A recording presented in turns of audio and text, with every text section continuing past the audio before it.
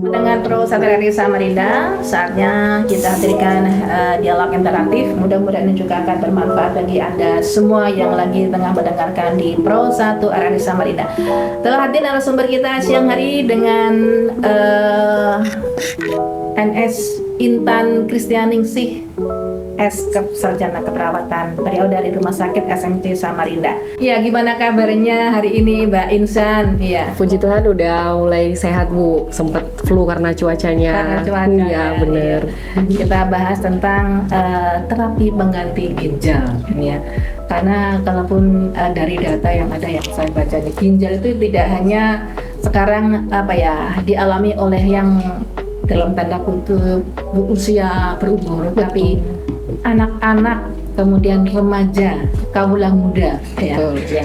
Sekarang apa sih sebetulnya pentingnya ginjal itu untuk manusia sendiri itu? Ya kalau ginjal itu sendiri sebenarnya salah satu bagian organ tubuh yang vital juga ya Bu. Jadi mungkin sebagian besar sih masyarakat mengertinya organ yang paling penting itu adalah jantung, kemudian paru-paru, otak seperti itu. Tetapi ginjal di sini juga memiliki peran yang sangat penting buat kehidupan kita semua. Makanya Tuhan sudah titipkan ada dua ginjal gitu Bu. Karena isinya ginjal itu adalah pembuluh darah yang fungsinya adalah menyaring apa aja yang disaring ya dari racun-racunnya tubuh gitu. Ibaratnya tuh cleaning service-nya tubuh kita gitu untuk membersihkan.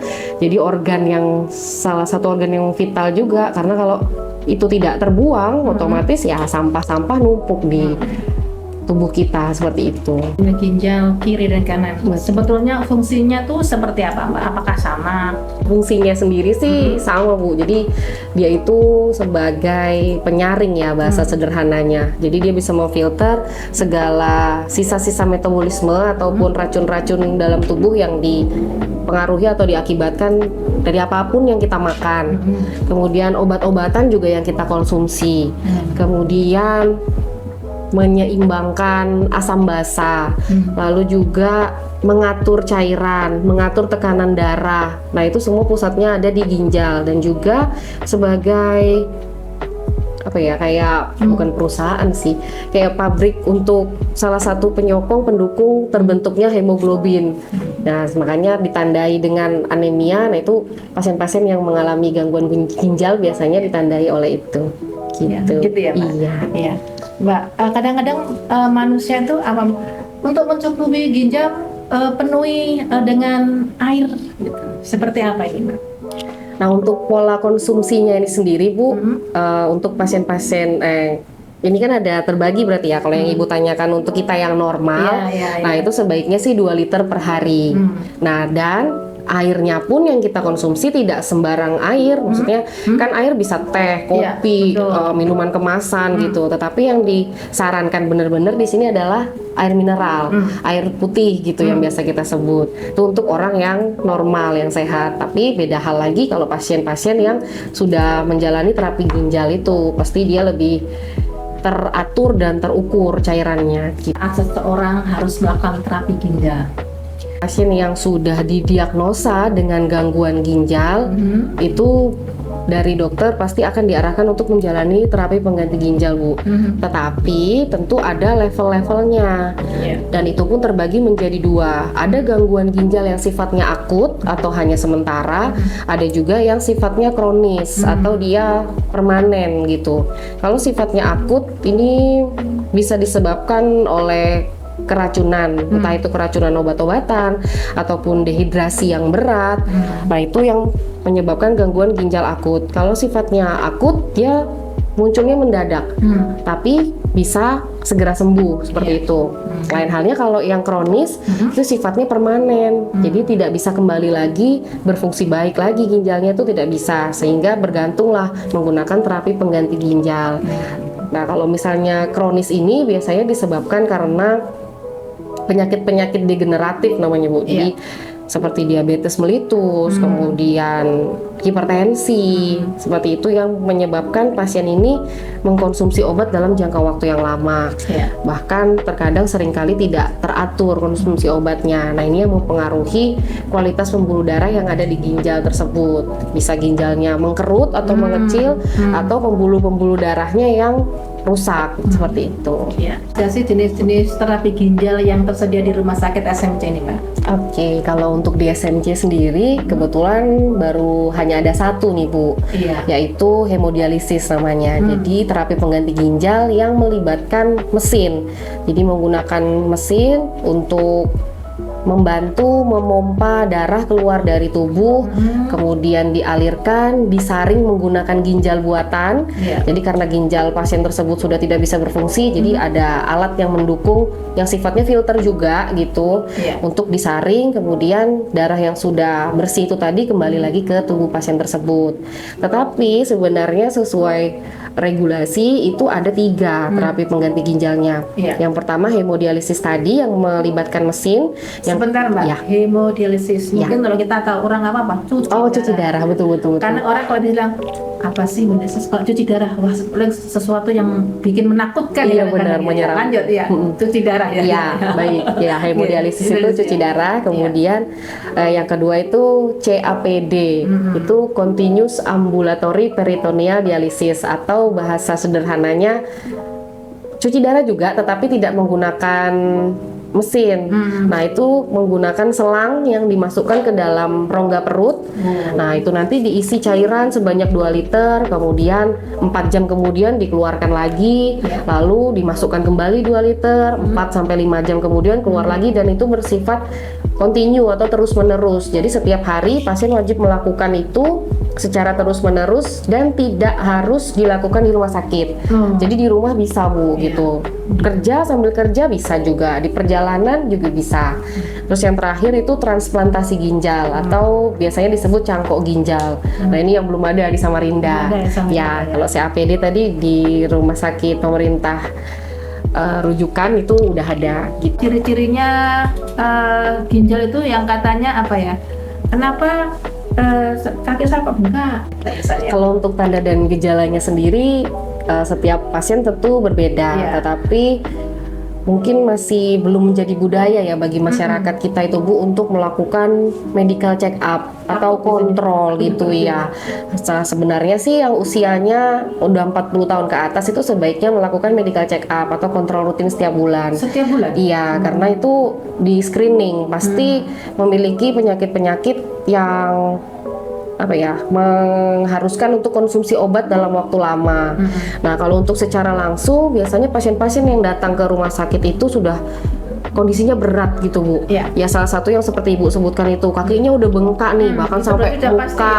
Iya, udah tangannya juga bengkak, perutnya, terus ditambah lagi sesak nafas, kencingnya sedikit sudah nggak bisa kencing gitu. Nah, biasanya itu yang paling kelihatan. Ditambah lagi ada mual, muntah, nggak selera makan dalam waktu yang lama. Terkadang mungkin berobat cuman dianggap oh ini mah gitu. Padahal setelah diarahkan, setelah diarahkan untuk pemeriksaan laboratorium, nah itu nilai urium dan kreatinin, nah ini yang biasa disebut dengan racun dalam darah. Jadi yang mendasari dokter mendiagnosis gangguan ginjal itu 2 item ini biasanya, urium dan kreatinin. Kalau itu sudah meningkat bahkan lebih dari 2 kali lipat, nah dokter pasti akan mendiagnosis ini adalah pasien gangguan ginjal yang membutuhkan bantuan terapi pengganti ginjal. Ya, ini Mbak ada yang WA nih dari Ibu Tita. Selamat siang, saya sudah lama sakit perut ini, bagian kanan bawah katanya ini ya. Lalu saya mulai merasakan sakit saat buang air kecil ini Mbak ini ya. Pipisnya ini bercampur darah sertai dengan menggigil. Kemudian saat melakukan USG hasilnya didiagnosa penyakit ginjal. Pengobatan apa yang harus dilakukan? Baik Bu, Ibu sudah melakukan hal yang benar ya, jadi memeriksakan apa yang dikeluhkan oleh Ibu Tita. Nah, dari dokter tadi bahkan sudah muncul diagnosis ada gangguan ginjal seperti itu. Nah, kalau untuk tindak lanjutnya seperti apa, tentunya pasti dokter sudah mengarahkan memberikan obat-obatan yang harus dikonsumsi secara rutin. Itu dulu. Kemudian pasti nanti akan ada jadwal untuk kontrol berkala. Nah, nanti dokter pasti bisa menjadwalkan kira-kira ada pemeriksaan penunjang lain yang dibutuhkan untuk mengetahui kira-kira kerusakan atau gangguan ginjal yang dialami oleh Ibu Tita ini seperti apa. Jadi saran saya sih tetap rutin, tetap disiplin sesuai dengan apa yang sudah diarahkan oleh dokter penanggung jawabnya tadi, dari segi obat-obatan, kemudian pola makan dan pola minum itu tetap harus dijaga dan juga kontrol rutin. Sebagai orang tua, kalaupun anak-anak suka meminum yang berpemanis, nah terus kalau kita ketegur kadang-kadang orang awam, kalau bacanya mungkin ya sekelebatan gitu. Jangan suka konsumsi minuman yang mengandung pemanis. Nah, ini apa juga salah satu pemicu dari dalam tanda kutip rusaknya ginjal kelak untuk beberapa tahun akan datang. Ya, himbauan untuk tidak mengkonsumsi minuman yang berpengawet dan berperasa ataupun dengan pemanis buatan itu memang kalau dihubungkan langsung dengan ginjal itu tidak secara langsung gitu, tetapi ada proses yang mungkin dari manisnya tadi yang tidak murni kemudian mengakibatkan diabetes. Nah, itu membuat darah itu menjadi kental gitu, Bu. Nah, darah yang kental ini tadi otomatis akan mengalir ke ginjal juga. Nah, pembuluh darah yang di ginjal itu sangat kecil-kecil, bahkan lebih halus daripada sehelai rambut kita gitu, Bu. Jadinya semakin kental darah, otomatis semakin susah disaring oleh ginjal tersebut. Makanya produk-produk ataupun sisa-sisa metabolisme yang seharusnya dipilah nih sama si ginjal, oh ini yang harus dibuang melalui air kencing gitu, tetapi karena itu menumpuk kemudian dikerjakan oleh ginjal itu menjadi berat, akhirnya lambat laun justru kalah nih si pembuluh darah di ginjalnya itu. Jadi dia tidak bisa membuang sisa metabolisme itu semua, akhirnya berpengaruh ke ginjal itu tadi. Ketika melakukan yang namanya hemodialisis ataupun cuci darah ini, Mbak, pasien ketika menjalani ini apa sih persiapan yang harus dilakukan biasanya itu? Kali mau menjalankan terapi pengganti ginjal khususnya hemodialisis ini, Bu, kita pasti sudah edukasi ataupun sudah berikan arahan ke pasien untuk menjaga kebersihan. Karena untuk menjalani proses cuci darah ini untuk pertama kali itu ada alat, Bu, yang dipasang di bagian dada biasanya. Jadi ada selang yang dimasukkan langsung mengarah ke pembuluh darah besar. Nah, itu yang harus jangan sampai basah, jangan sampai perbannya terbuka, apalagi kotor. Karena itu resiko infeksinya sangat besar.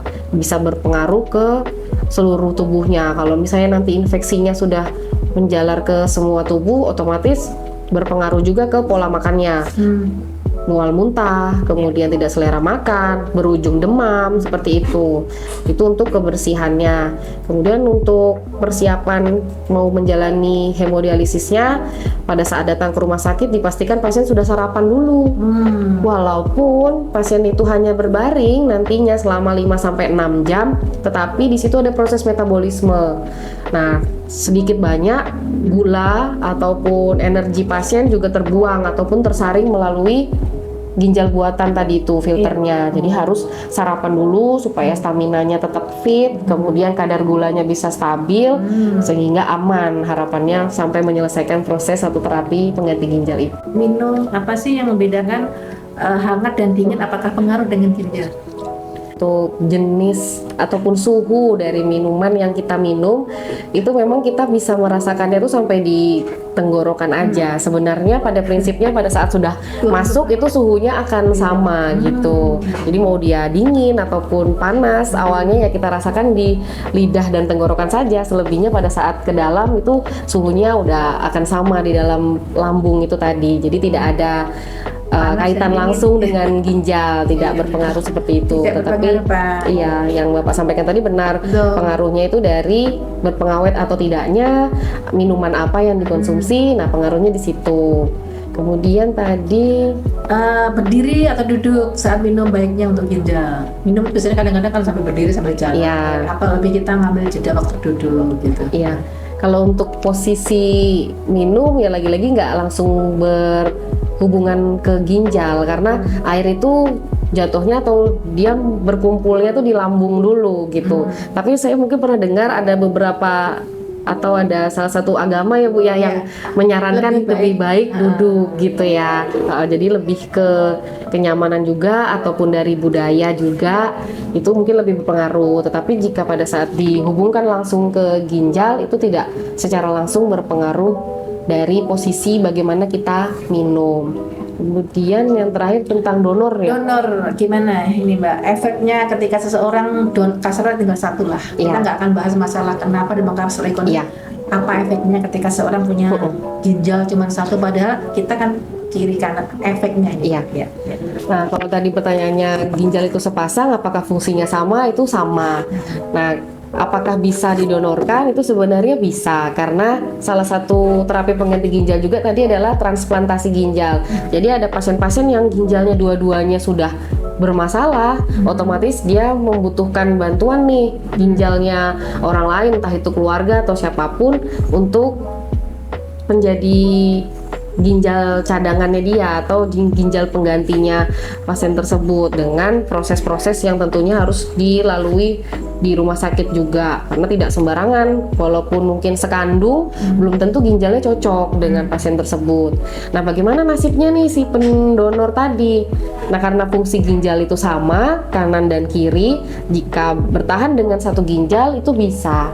Justru biasanya orang-orang dengan satu ginjal dia pasti lebih sayang, jadi lebih berhati-hati dalam mengkonsumsi makanan, mengkonsumsi minuman, karena menjaga, oh iya, ginjal tinggal satu nih, berarti cuman sama satu ginjal ini saya berharap begitu. Nah, itu tidak menjadi kendala bagi si pendonor, namun justru memiliki catatan bisa menjaga dengan baik dan menjaga kualitas ginjal itu supaya tidak rusak juga karena hanya satu gitu. Gejala gangguan ginjal yang signifikan seperti apa dokter? Mohon pencerahannya. Ya, untuk deteksi dininya kalau gangguan ginjal yang sifatnya tadi permanen itu tidak mendadak. Jadi kita nggak bisa ujuk-ujuk tahu kecuali dia langsung dalam kondisi yang parah.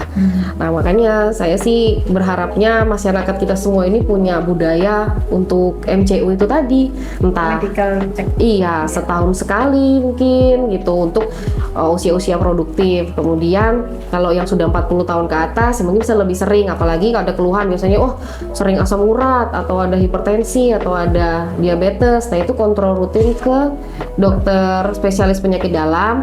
Nah, di situ nanti akan dilakukan pemeriksaan laboratorium. Nah, di situ baru dilihat kadar urium kreatininnya pasien-pasien ini berapa. Nah, dokter bahkan mengedukasi nih, oh ini sudah level yang tinggi, tidak normal.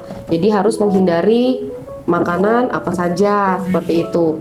Nah, kalau misalnya kondisinya sudah parah, kita melihatnya selain dari bengkak itu tadi, mual muntah, kemudian sesak nafas. Nah, 3 hal ini yang biasanya pasien-pasien keluhkan datang ke IGD sudah dalam kondisi seperti itu, akhirnya diperiksakan labnya ternyata mendukung diagnosa gangguan ginjal seperti itu. Kalau untuk level awal, level pertama ya karena pasien ini tidak rutin itu tadi Bu kontrolnya, biasanya pasti terabaikan karena tidak ada keluhan, pasti belum ada keluhan, bahkan sampai level yang ketiga itu belum muncul keluhan-keluhan. Biasanya di level 4 nah baru muncul ada kok kencingnya berbusa ya gitu, kok kencingnya sedikit ya gitu, karena kencing itu sendiri kan normalnya 0,5 sampai 1 cc per kilogram berat badan buat kita yang sehat gitu. Kalau misalnya sudah mulai sedikit ataupun yang dikonsumsi dalam 24 jam itu nggak sama dengan yang keluar, nah itu udah warning gitu. Wah, ini kayaknya ada yang nggak beres, apalagi sampai berdarah ya, tadi itu ada yang berdarah. Nah, itu kemungkinan ada 2, memang ginjalnya langsung yang bermasalah ataupun di saluran perkemihannya. Nah, kalau misalnya sudah di level 4 itu dokter bisa warning, bahkan sudah disuruh mempersiapkan kira-kira nanti kalau misalnya kondisinya lebih berat lagi harus sudah punya akses atau sudah punya jalur untuk melakukan terapi pengganti ginjal. Nah, bisa ditawarkan ke pasien mau memilih yang mana, CAPD kah, cuci darah dengan mesin kah, Tapi kalau untuk transplant biasanya belum ditawarkan karena levelnya masih level 4. Iya. Nanti pada saat yang ke level 5 sudah kencingnya sedikit, sudah punya keluhan segala macam, itu pasti dokter pengennya segera menolong pasien ini dan ditawarkan pertama kali pasti hemodialisis yang menggunakan mesin karena dengan hemodialisis setelah pasang selang langsung bisa digunakan. Tetapi kalau dengan CAPD harus latihan dulu sampai mahir, sampai dipastikan itu bagus, lancar, baru bisa digunakan seperti itu. Hemodialisis ataupun cuci darah itu sebelumnya untuk pasien itu harus dalam tanda kutip sebulan berapa kali nih, Mbak? Datang ke rumah sakit untuk cuci darah itu. Ya, kalau idealnya ini menggunakan ukuran waktu atau jam, Bu. Jadi regulasinya itu 10 sampai 15 jam per minggu. Oh, Itu idealnya. Idealnya. Iya. Tetapi di sebagian besar rumah sakit itu masih 2 kali seminggu. toleransi 2 kali seminggu. Jadi minimal sebenarnya 10 jam aja seminggu. Mengingat pasiennya banyak, tapi tempatnya ini yang sedikit Banyak ya, Mbak, gitu. ya? Iya banyak, Cuci Bu. darah di Samarinda ini. Iya, banyak dan Kisaran trennya meningkat. Yang ini penting ini. Kisarannya tuh berapa persen, Mbak, untuk usia-usia yang datang melakukan apa namanya? Cuci darah. Hemodialisis cuci darah ya. Silakan biar gampang masyarakat mengenal. Iya, kalau misalnya yang paling banyak memang usia rentannya. lansia sih Oh, gitu. gitu. Di SMC sendiri masih yang usia 40 ke atas gitu. Tapi kalau misalnya ditanya Perempuan laki-laki kebanyakan kalau dilihat dari laki-laki. Oh, laki-laki. Iya, laki-laki lebih banyak. Kemudian usia produktif ada. banyak juga. Kalau yang kualitasnya bagus, Bu, itu walaupun dia menjalani terapi hemodialisis tetap bisa bekerja gitu. Nah, jadinya pesan saya sih bagi masyarakat yang menjalani terapi pengganti ginjal itu jangan berkecil hati atau jangan berputus asa karena bukan akhir dari segalanya. Nah, terapi pengganti ginjal ini justru untuk menopang kehidupan Bapak Ibu untuk bisa tetap menjalani rutinitas seperti pada saat sehat. Aktivitas. Iya, betul. Gitu. Ginjal itu tidak hanya diderita oleh kaum tua saja, produktif, anak-anak. Nah, berapa lama sih, Mbak, ketika melakukan cuci darah berlangsung ini? Kalau satu kali proses terapi itu 6 jam, Bu. Berarti seharian penuh paling belum antrinya. Sudah terjadwal sih, jadi iya.